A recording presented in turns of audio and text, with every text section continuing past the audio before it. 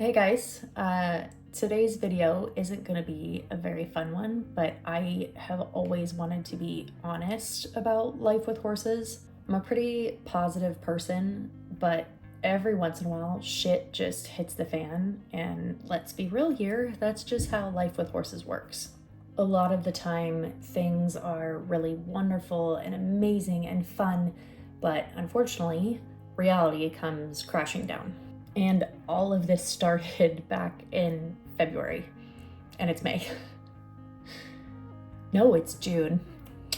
So today's story, to TLDR this, Penny is not doing fantastic. So this story is to tell you guys what's going on with her, what steps we're trying to take, and hopefully where the future is going to lead us. I'm hoping that the footage that you're going to watch is actually from the most recent training session. I haven't been out to the barn at all, so I haven't been filming anything, but I want to see how she does. I know that I look a little bit of a hot mess right now. I have had a very hard time with self-care in the last few days just because of everything that's been going on. Dealing with some pretty triggering stuff that's bringing up a lot of really poor mental health issues, so bear with me. I'm gonna try to get through this. It's a lot, so without further ado, let's get into it. We'd had a hell of a time with boarding situations and ended up moving my girls 3 different times in a matter of a few months. I did the responsible thing and got my girls' annual exams done once we were settled, which all seemed good. In a way, I'm glad I dropped the money on the appointment to make sure we had a relationship with a vet after our move from California to Oregon.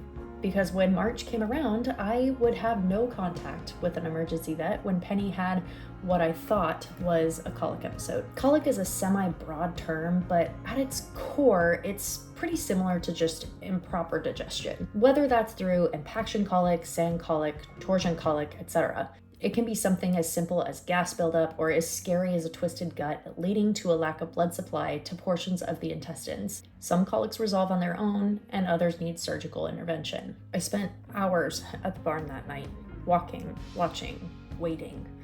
She was all sorts of just wrong.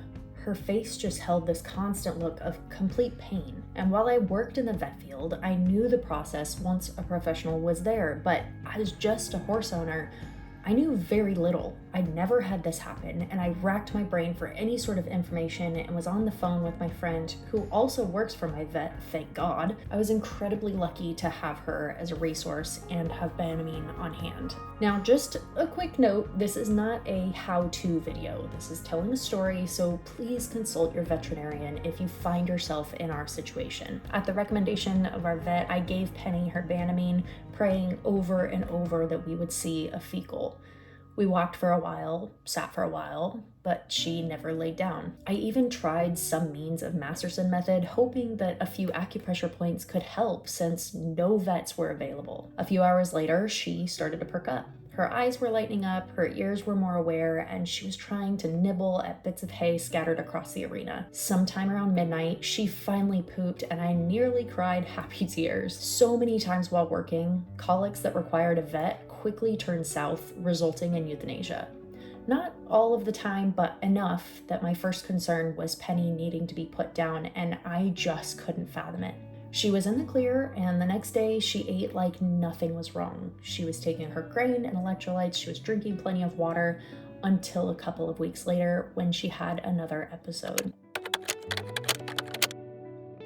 Y'all that have been involved in the horse world know how bad it can be when a horse has multiple colic episodes close together. To give you some perspective, Sage in her entire 19 years of life has never colicked. Penny had now colicked twice. And I say that in air quotes because knowing what I know now, I don't think this was ever colic like I believed it to be. I called the vet again, but this time I was speaking to the vet's wife, who's an equine physiotherapist. After a multitude of questions and attempts to communicate through really poor phone service, she told me about a few pressure points, and boy oh boy, did Penny not like that. She was antsy, fidgety, and trying to move away from the pressure. Each of these pressure points were indicative of ulcers, not colic. That evening was a fast turnaround after another dose of Banamine as a precaution, along with giving soaked hay for her to munch on before I could schedule an appointment at my vet's office. Come April, we were at the vet where he and his wife gave her a once-over, concerned that the ulcers were coming from some source of pain. Both hocks were a concern, along with the right stifle.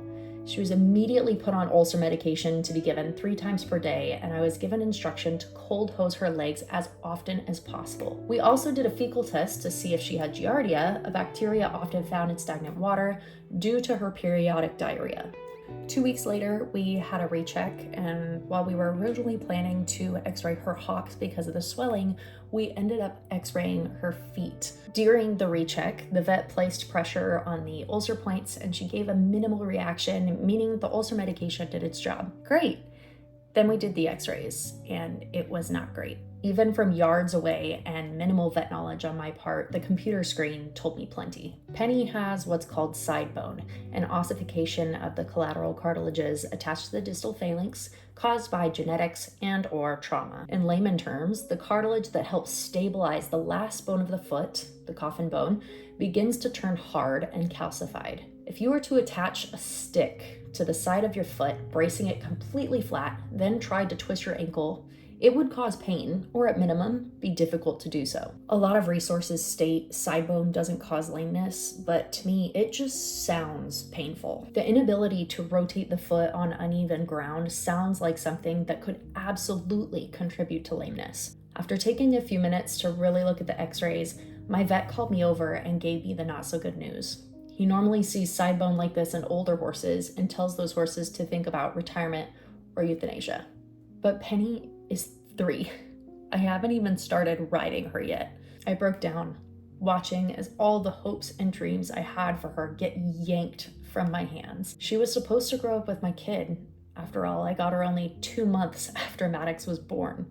She was supposed to be a jumper. She was supposed to be there for longer. And now, all of this is up in the air.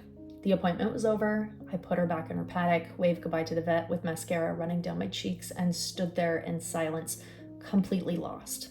A few days later, my vet called again and he told me how bad he wanted to give me more options, but we were left with pretty much the same situation. We could attempt to keep her happy with shoes, but she would never be what I had hoped she could be. We could euthanize her, but how can I choose that? She's only 3. She's my baby. I got her as a yearling, and in just 2 years, she has taught me so much about the Mustang world. Fast forward to June 1st, and after lots of training attempts to have her comfortable with getting shoes put on, waiting for her hoof wall to grow a little more, and lots of pellets, we were able to put side bone shoes on her. I'm lucky to have a great farrier willing to work with a horse that's still learning. But my heart didn't break until after those shoes were put on. For the longest time, Penny backed crooked. Her butt would almost always swing to her left, and I always thought it would resolve with more training, but then she had the shoes on, and for the first time in a long time, she backed completely straight. So was she in pain this whole time and I've just never noticed it? That was when I began to pick it all apart. Has she been this bad since I've had her? Has she been in pain and I've simply never noticed it? When she was lunged, she would almost always buck at the trot and lope. I always thought this was just a playful 3-year-old, but was that her way of avoiding the pressure on her hind feet? Was I blind? And honestly, I don't know that we'll ever know the source of this. It's highly likely she received some sort of trauma while out on the range, but that doesn't make all of this any easier. I'm now wondering, if she's been in pain for this long, why should I allow her to stay in pain? Why should I keep her around, hang on to her for my own selfish reasons? But then I look at Sage, who's been navicular for nearly her whole life, struggling with on and off lameness. We're currently trying out new shoes, but why should she be here if Penny isn't? Why should I force her to live a life of pain if I choose to take that pain away for Penny? And unfortunately, this is where we're at right now. I don't have any more answers, and I haven't wanted to go out to the barn to see my girls out of complete guilt for the life they're currently living. I want to see them happy and sound and sprinting through the pasture, but I can't see through the tears and the thought of having neither of them around right now. It's selfish. It is absolutely selfish, but they are a part of me and I just can't fathom my life without both of them. So we're doing what we can right now. One day at a time, one shoe at a time, one step at a time, always assessing and coming to new conclusions. We are only able to make decisions with the knowledge that we have, and honestly, that's all we can do right now. So whoever you guys believe in, if you could just take a second to send up a prayer, send positive vibes, anything. We are just struggling right now. I just want my girls to be happy and healthy, and we're doing the best we can right now. And I just need to know what decision I'm supposed to make, and it sucks. So hopefully here in the near future, I will have some better, happier updates for you guys. But for now, just keep us in your thoughts and prayers, and I'll see you in the next video.